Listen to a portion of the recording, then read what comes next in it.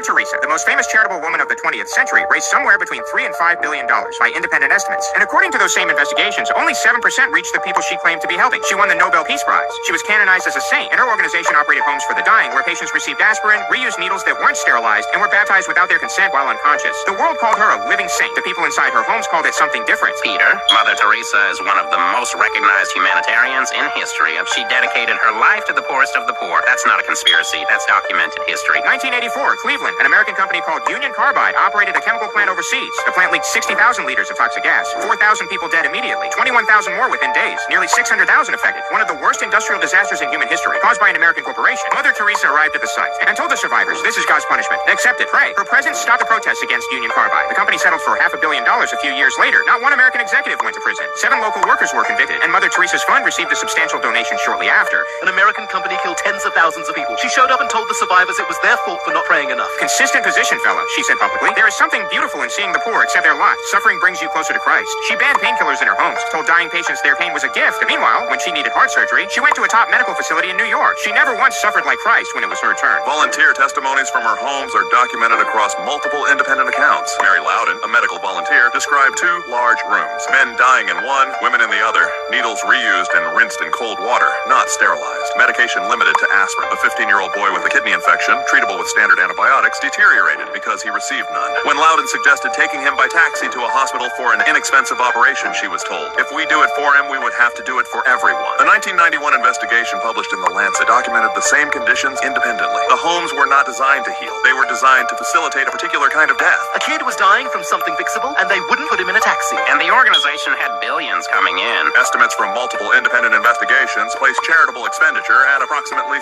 7% of funds received. The remainder, including her Nobel Prize money, was transferred to the Vatican Bank. She was the Catholic Church's most effective revenue generator in modern history. A German magazine investigation in the 1990s examined the financial structure and found no transparent accounting for the vast majority of donations. So where did the money actually come from? Who was giving her billions? Whoever was writing the check. Cleveland, 1981. Jean-Claude Duvalier, president of Haiti. His family had run the country through political murder, torture, and disappearances for decades. Mother Teresa visited, accepted $1.5 million, said she had never seen such love between a leader and his people. 2 years later, she visited again, accepted another $1 million, received Haiti's highest state honor. 3 years after that, the people overthrew Duvalier. He fled the country with hundreds of millions in stolen government funds. She stood next to a man whose government had people murdered and called it love. Robert Maxwell, British media mogul, stole $600 million from his own employees' pension funds. Fella, some of it went to Mother Teresa. The workers whose pensions he stole never received a letter asking for their money back. Then there was Charles Keating, American financier, stole $250 million from ordinary people's savings accounts, sent her $1.25 million. When Keating was convicted, she wrote to the judge personally, asking for leniency. The prosecutor wrote back. He pointed out the money was stolen from real people. He asked her to return it to the victims. The correspondence ended there. She took stolen pension money from workers, took stolen savings from ordinary people, asked for leniency for the man who stole it, and kept the money. And then the church made her an actual saint. Canonized by Pope Francis in front of 120,000 people. For the Catholic Church, she was the most valuable asset they ever produced. A message that told hundreds of millions of people, your suffering is sacred, your poverty is holy, accept your condition. The church needed populations to accept their condition, not organize against it. She delivered that message for 5 decades. $3 to $5 billion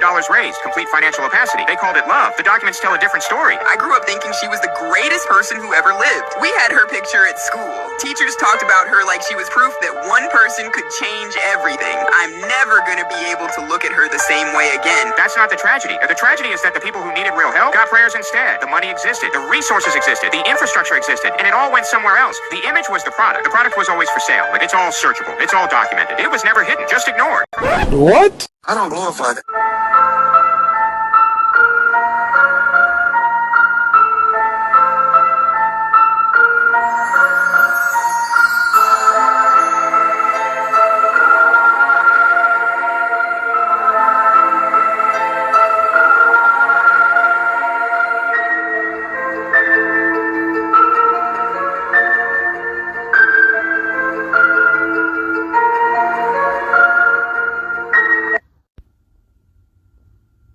Gotcha, bitch!